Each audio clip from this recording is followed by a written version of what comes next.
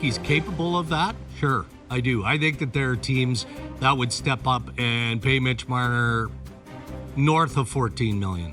North of 14. I do. But I don't see, like, hey, look, you don't have to look too far down the road and watch what Yzerman and the Detroit Red Wings are trying to get done this offseason. I have a hard time envisioning Mitch Marner playing for the Red Wings and being that close to the Toronto Maple Leafs. But the Detroit Red Wings, the entire organization, the building, the city, the fan base is absolutely starving for something like that, something really significant. Now, I'm not connecting those two. I'm just saying that I could see Detroit stepping up in that fashion. I had a team tell me earlier today that they think that Marner would consider taking a shorter term, depending on the fit, depending on the team. That doesn't mean he's taking less money on an annual average salary, and it depends which tax market we're talking about, despite what the commissioner says. But if all of a sudden now there's wiggle room in what that deal looks like from a term perspective, I think that increases the level of interest from a number of different teams. You mean a big number on a Solani Korea type situation where he just goes short term somewhere and tries to win a cup? Is that yeah. But those were what, 1 year deals? No, I wouldn't say that.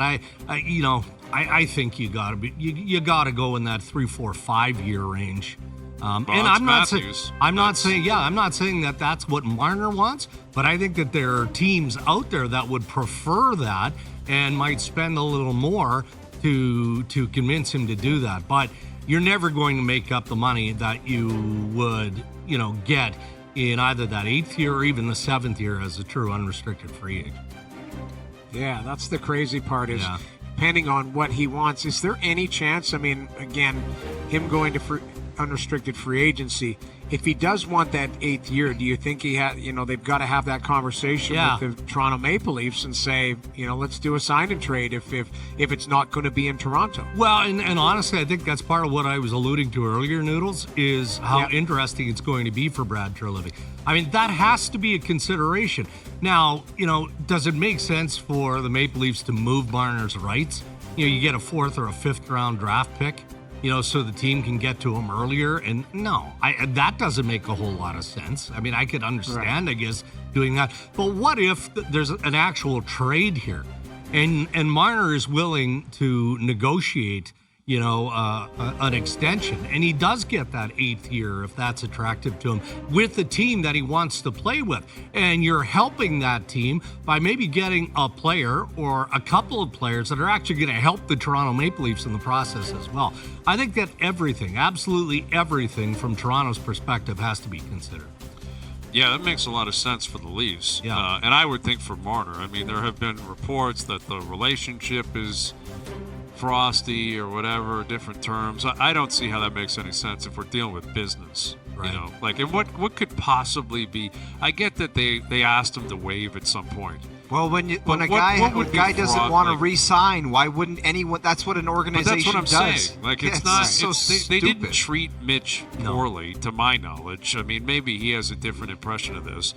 But, what could possibly lead either party to say, we're not helping you? And same thing from the Leafs. No, why would you be I'm agree. not helping you, Mitch? Why? Why would you not why would you do that? Why would you do a disservice to yourself because out of pettiness or whatever? That doesn't seem to make a lot of sense. No, I don't get that sense at all. And look, I'm sure that Brad Treliving tried to engage with the Marner camp a number of different ways and a number of times over the course of the season, certainly prior to the season, even though, they kept saying the focus has to be on hockey individually and as a group, and it was. And he had a terrific regular season.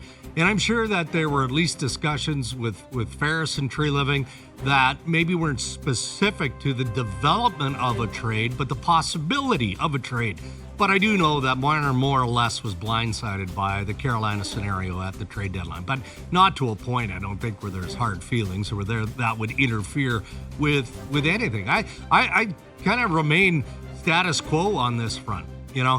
Unless there's a deal that makes sense to manage everything we've just talked about here, then he goes to July 1st. And he looks at everything in front of him from, the full freight of a multi-year term, 7 years, to a shorter term, and then he listens to whatever the interest the Toronto Maple Leafs would have, and he makes his decision as educated and informed as it would be at that point. Yeah. Well, that's where I wonder where the Leafs would, if they feel like they're just wasting their own time. Like if you've been trying to engage with him on conversation, why do it? Why wait? Why even talk to him on July 1st? What's the point? If you've been trying to talk to him for 6 months and he's not going to do it, why would you even engage? Yeah, that's not the way Brad Treliving works. I mean, he's involved in everything.